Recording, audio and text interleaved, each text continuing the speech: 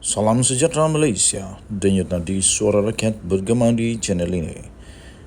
Jangan lupa tekan butang subscribe, like dan share. Malaysia kita punya, cintai Malaysiaku, kita jaga kita.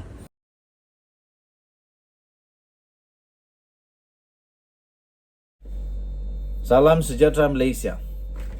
Seperti yang semua ketahui, ada manusia-manusia yang tak puas hati membuat mencabar keputusan pengampunan Datuk Seri Anwar Ibrahim. Ini keputusannya. Anwar menang besar.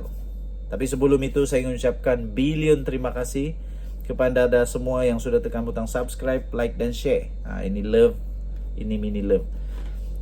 Saya mohon untuk anda yang belum tekan butang subscribe, saya mohon bantuan anda untuk tekanlah butang subscribe, like dan share kerana ianya percuma. Joinlah member kerana kita akan mulai menghargai semua member kita dengan pemberian t-shirt, baju, keychain, topi, macam-macam lagi merchandise daripada channel ini, The Twin TV, secara percuma untuk anda yang telah menjadi member, dipilih sebagai member yang bertuah. Kita akan hantar kepada anda.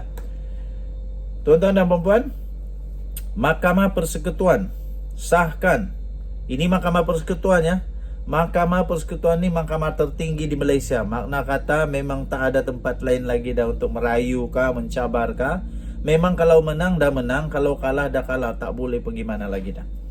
Mahkamah Persekutuan telah menolak rayuan peguam yang mencabar pengampunan Anwar.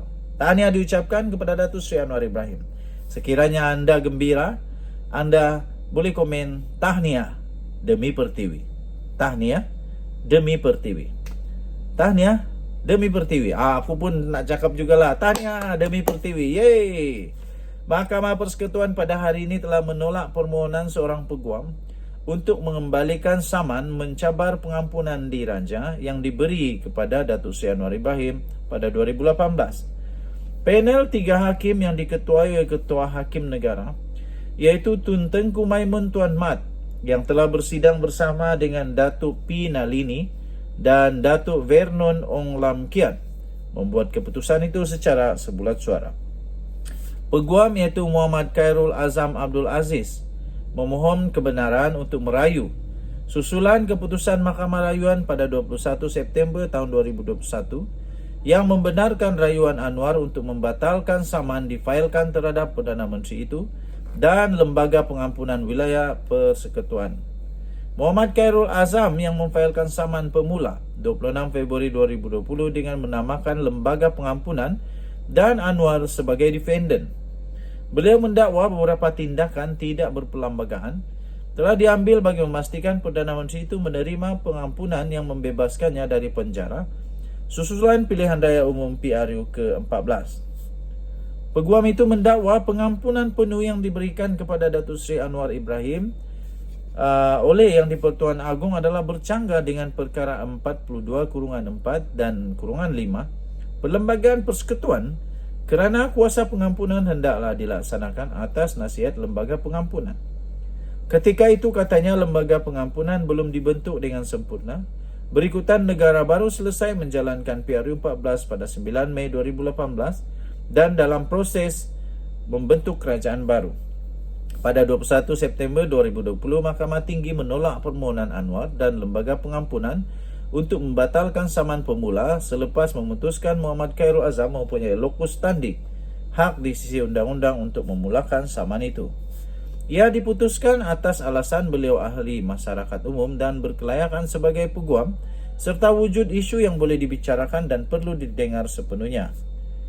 Bagaimanapun, Mahkamah Rayuan membenarkan rayuan Anwar dengan memutuskan keputusan itu dibuat berdasarkan pelaksanaan hak pengampunan diraja yang tidak dapat diubah atau disahkan oleh mahkamah.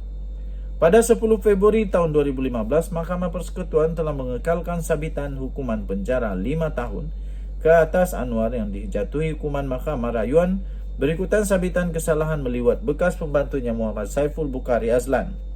Pengampunan penuh diberikan kepada Anwar oleh Yang di-Pertuan Agong didakwa bercanggah dengan perkara 42/4 dan -5 Perlembagaan Persekutuan kerana kuasa pengampunan hendaklah dilaksanakan atas nasihat Lembaga Pengampunan.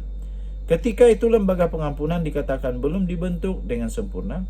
Berikutan negara baru diselesai menjalankan PRU 14 pada 9 Mei 2018 dan dalam proses membentuk kerajaan yang baru. Pada 21 September tahun 2020, Mahkamah Tinggi menolak permohonan Anwar dan lembaga pengampunan untuk membatalkan saman pemula selepas memutuskan Muhammad Khairul mempunyai locus standi untuk memulakan saman itu. Berulang-ulang pula kena tulis-tulis sudah ini. Aduh. Kita jumpa lagi. Bye. Salam sejahtera Malaysia. Perkembangan terbaru. Penangkapan oleh SPRM. Sekali lagi, SPRM umum telah menangkap manusia-manusia yang menjadi dalang kepada kebobrakan, kepada kehancuran, kepada bikin malu negara. Mereka-mereka ini pada pendapat saya memang patut untuk ditangkap. Kalau kamu setuju, kamu cakap setuju. Saya setuju. Tapi sebelum itu saya mohon untuk kamu, bagi anda yang belum lagi tekan butang subscribe, tekanlah butang subscribe, like dan share. Komen banyak-banyak. Saya mohon untuk tekan butang subscribe kerana ianya percuma.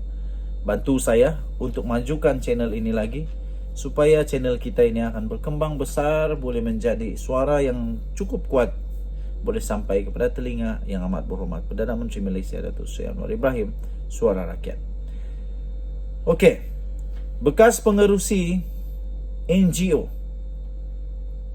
sudahlah bekas pengerusi, ada gelaran datuk pula tu. Aduh, memalukan betul lah. Ini bukan orang biasa, ini dah kaya nih. Sudah kaya, tapi masih lagi buat penyelewengan. Bekas pengerusi NGO yang bergelar Datu, di antara yang telah ditahan oleh SPRM, ditangkap oleh SPRM kerana disyaki telah mengemukakan tuntutan palsu. Berapa kaya lagi kamu mau? Baru tidak mau menipu. Aduh, bekas pengerusi dan seorang bekas bendahari.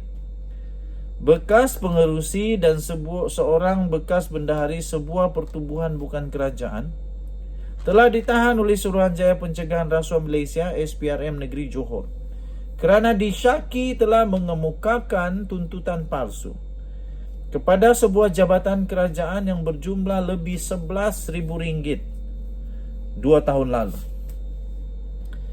Suruhanjaya Pencegahan Rasuah Malaysia SPRM Johor telah menahan seorang bekas pengerusi dan seorang bekas bendahari sebuah pertubuhan bukan kerajaan NGO kerana disyaki telah mengemukakan tuntutan palsu kepada sebuah jabatan kerajaan berjumlah lebih RM11,000 2 tahun lalu.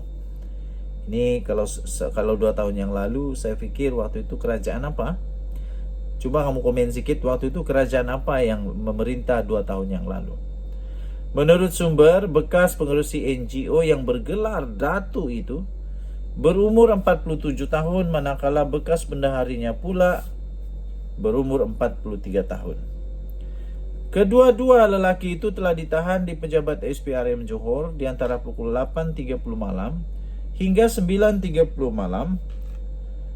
Malam tadi selepas hadir memberi keterangan, difahamkan kira-kira penghujung Januari 2021, mereka telah mengemukakan satu tuntutan palsu kepada sebuah jabatan kerajaan yang berpusat di daerah Johor Bahru bagi kerja-kerja pembekalan dan melaksanakan program rawatan dan pemulihan.